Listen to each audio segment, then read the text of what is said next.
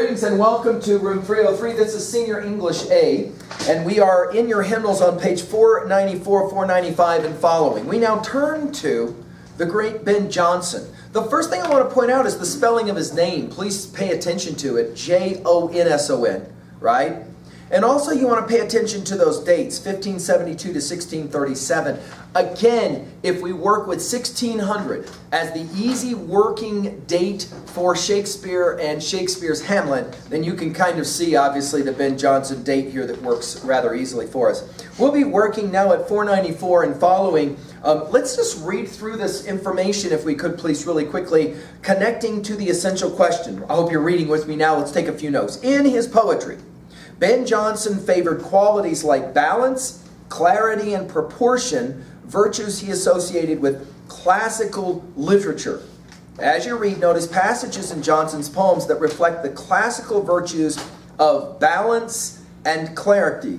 Let's jot it down really quickly at 2B, that rhetorical level of reading. Not what the poet says, but how the poet says it. And point out, balance and clarity is going to be very important to Ben Jonson's poetry. Identifying these passages will help you answer the essential question, what is the relationship of the writer to tradition? Let's just write it down really quickly at 2B.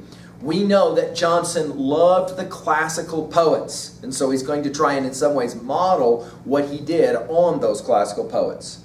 Let's go to literary analysis and take a few notes at 2B really quickly. Again, you're reading with me on 494. A lyric, I hope you write that word down, it is in bold. A lyric is a brief, melodic poem expressing personal thoughts or feelings. In ancient Greece, lyrics were recited or sung to the accompaniment of a lyre. Okay? Kind of like an old-fashioned guitar or harp. Styles of lyric poetry are often influenced by the historic period. Renaissance England, Ben Jonson's era, admired classical Greece. It is natural, therefore, that Jonson used an ancient Greek form called an epigram. I hope you've got that word written down. From the Greek word for inscription.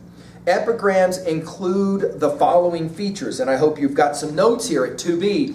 This, I promise you, will end up on the examination, so we want to pay attention to it. Notice, first, you're going to have short lines with bouncy rhythms. Now, by bouncy here, what we really mean is a certain kind of life within the meter that we would reference as, in poetic diction, active, as opposed to a more passive or a more soft or quiet kind of rhythm. But your textbook's going to call it bouncy, and that's fine. I mean, we can work with that language.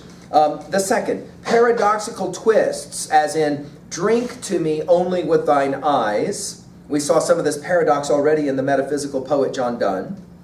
Parallel structures, such as still to be neat, still to be dressed. As you read, obviously we want to analyze the elements that make Jonson's lines memorable. A reading strategy. By comparing and contrasting elements in several poems, you can better understand how Jonson expresses a range of feelings. I would write that down, a range of feelings. So we're going to go from really sad to maybe a little bit more happy. Remember that these elements are the cumulative result of particular word choices. Tone, we want to write these down at 2B. Tone is the writer's attitude toward the subject. Mood, the emotions called up by the poem. And style, the author's general approach varying from highly personal to impersonal and distant. A chart like the one to the side there probably does make sense. To compare these elements, using the chart, we can note how Jonson achieves his aesthetic purposes or goals. The other thing I'd recommend to you is, again, just like we always say, make sure you have your 6 vocabulary words written down there, and make sure that you have some sense of what those vocab words mean, so that way you can prepare for the examination. Let's now turn to a bit of biography of Ben Jonson. We'll start on 495. We'll pay attention to some of this information about his life. Again, start with dates, 1572 to 1637. Ben Jonson lived a nearly mythic life. Even in his physical stature, he seemed a little larger than life. He was a big man with boundless energy and enormous courage. Brilliant in his poetry and dangerous in a duel, a classical scholar and a veteran soldier, an astute critic and a brassy talker, Jonson had a colorful, sometimes violent career that culminated in his reputation as an esteemed judge of literature. the friend as well as the chief rival of Shakespeare and Donne, he set literary tastes for a generation of poets. Okay? A poet at war. We'll work with these headings now. On page 495. A poet at war. Adopted in infancy, Jonson worked for his stepfather, a bricklayer, while attending the equivalent of high school under a private tutor. Too poor to study at a university, Jonson joined the army and fought in the wars for Dutch independence from Spain. The brawny Jonson at one point met an enemy champion in single combat before the massed armies of Holland and Spain. Jonson won. So, let's just point out that although he is known as a poet, he was also a major warrior fighter. Okay? Scandal and success. Keep reading. After returning to England, Jonson became an actor. Despite his turbulent life, jailed for his part in a slanderous play, almost hanged for killing a fellow actor in a duel, and even suspected of plotting against the king, Jonson became a major dramaticist. So let's write that down. He loves his time on the stage, which is important because he is a contemporary of Shakespeare. The next heading, the importance of a poet. Jonson's own opinion of his work and status may be judged by the fact that when he published his collected works in 1616, he entitled the volume The Works of Benjamin Jonson, a style of title used largely with celebrated ancient authors. With this gesture, Jonson may have become the first English language poet to claim true professional dignity for himself. This is significant because Shakespeare did not do this, and so Jonson is often considered one of the first professional writers we might think of, right? Varied styles. Jonson's experiences ranged from tavern brawls, he liked to go to bars and get in fights, to elegant entertainments, and his poetic styles are equally varied.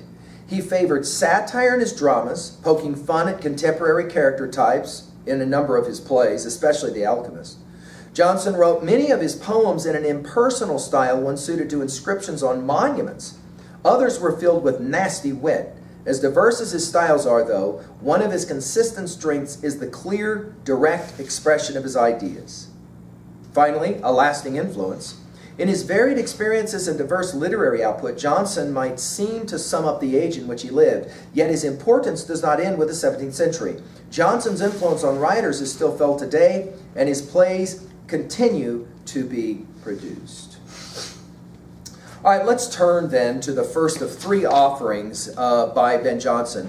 We're going to look at what many maybe think of as his most anthologized poem, On My First Son. Let's start up top on page 497 with that background information. I hope you can bullet point some of this at level 1. Ben Jonson was indebted to ancient Greek and Roman poets whose work shaped his taste for clear, brief expression. Like ancient poets, Jonson composed poetry with a definite social function. Jonson's poems praising other writers appeared at the beginning of their books. Poems such as On My First Son marked the occasion of a death. Songs such as Still to Be Neat, we'll study in a while, were written by Jonson for his masques or royal entertainments. Let's now turn to On My First Son. Let's just point out really quickly here that this is going to be a poem that will express a certain level of tremendous and deep sorrow. The mood, then we'll want to write down at 2b for this poem. What is the mood of this poem? Okay, what is the mood? And why can you infer why he is feeling the way he's feeling? I'm not going to say anything else other than that. Let's just read the poem together and let's see how well you can figure out for yourself what actually is going on. Let's read it. 497, On My First Son. Farewell, thou child of my right hand. Enjoy. My sin was too much hope of thee, loved boy. 7 years thou wert lent to me, and I thee pay. Extracted by thy fate on the just day. Oh, could I lose all father now? For why will man lament the state he should envy? I have so soon scraped worlds and flesh's rage, and if no other misery, yet age, rest in soft peace, and asked, say here doth lie Ben Jonson, his best piece of poetry. For whose sake henceforth all his vows be such, as what he loves may never like too much. Now let's take a look at this poem and ask, first of all, the simple question, what can you infer is the context of why this poem was written in the first place? Go ahead, write it down at level 1. If you can figure out what's going on in this poem. Notice, farewell, thou child of my right hand and joy. My sin was too much hope of thee, loved boy. And of course the answer is, right, he lost his boy. Lost his first son, his firstborn son. So this is a tragic poem because this is a poem that is going to lament, be sad about the passing of his son. Now, of course, Ben Jonson lived in a time when child mortality rates were really high. You had lots and lots of children because lots and lots of children died. In fact, to be able to make it to age 6 or 7 was often considered a remarkable thing. You could have a mother who could actually have 10 children and only 2 of them ever survived to age 7. So children died all the time. But that still does not diminish in any way the ways in which Ben Jonson feels about the passing of his son. Number 2. Let's go ahead and jot this down at 2b really quickly at the rhetorical level. Did you notice that this poem is written to somebody? Look at it again. Who is this poem written to? My sin was too much hope of thee, loved boy. Thee means you. In other words, he writes the poem to his boy, who is already dead. Right? Jot down at 2b. What kind of power does a poem like this give to the reader when the reader is kind of watching a father speak directly to his dead son? So this is a poem of grieving. And of course now you'll understand why the pictures on 496, right? Those pictures on 496 of the graveyard now make some sense, right? Many have said that the greatest tragedy is for a parent to have to bury his or her child because, of course, we assume children will grow up and then will outgrow their parents, and parents are supposed to be buried by their children, not the other way around. Let's go ahead now and exegete quickly some 12 lines of this poem and kind of get a sense of what's going on in this poem. In other words, notice some of the things he says to his son, which are quite fascinating. Notice he says, first of all, farewell, thou child of my right hand. Look at your footnote there and notice that this is a literal translation of the Hebrew name Benjamin, the name of Jonson's son. Jonson's son was born in 1596, dies in 1603. So notice with this little bit of footnote, you can jot down at level 1, this idea of my right hand means my namesake. In other words, in some ways, when you name your son after yourself and then your son dies, it's as if you're watching in some ways your own death. And that obviously has struck him. Notice the last 2 words of line 1, and joy. Joy. In other words, in the amount of time that he had to spend, only 7 years, he will tell us in the poem, with his son, he had tremendous joy. And because he had so much joy with this boy, obviously he feels the loss even greater. Look at that second line. My sin, speaking in religious language now, my sin was too much hope of thee, loved boy. Jot down what you think that means at level 1. The only sin I ever committed was to have too much hope of you. In other words, he knew he lived in a time with high child mortality rates, that he really hoped that somehow his son would not fall plague to the high child mortality rates. And for him, that hope was kind of sin. In other words, there's a bit of irony here. The one thing I hoped for is the one thing I knew I shouldn't hope for, and I lost my boy. Again, the second line, loved boy. 7 years thou wert lent to me, and I thee pay exacted by thy fate on the just day. What is interesting about the idea, jotted in your notes, that Jonson suggests that parents are only lent their children. I mean, we know what that means to say, hey dude, loan me $1, I'll pay you back later. right? Here Jonson uses the same concept. The child who I love so much was lent to me. We could maybe say by God. Lent to me. In other words, I only have the child for a short period of time. And yet, let's think really quickly about how that concept actually works for every child. Isn't it true? All children are just lent to the parent for a short time. Why? Because they grow up, we hope, and then graduate, we hope, and then leave home, we hope. That's the whole point of having children. In other words, parents only have children for a very short period of time. We might jot down, by the way, at 3a, comparisons to other titles. Remember, Wordsworth will say in that famous little poem, The Rainbow, my heart leaps up when I behold a rainbow in the sky. That's final lines, the child is father of the man. And I could wish my days to be bound each to each by natural piety. The idea that children teach parents lots and lots as children grow up and then, of course, become adults and then get ready to leave. Notice he says, I had to pay back. My payback is, of course, what? My sorrow. In other words, my hope for you, my time with you, the joy I had with you is counterbalanced by the fact that the price I have to pay is now really sad. Really sad. You kind of get a sense that Jonson is working through the death of his boy by writing this poem, trying to come to some sense, some meaning of what it means to lose someone that you love so much.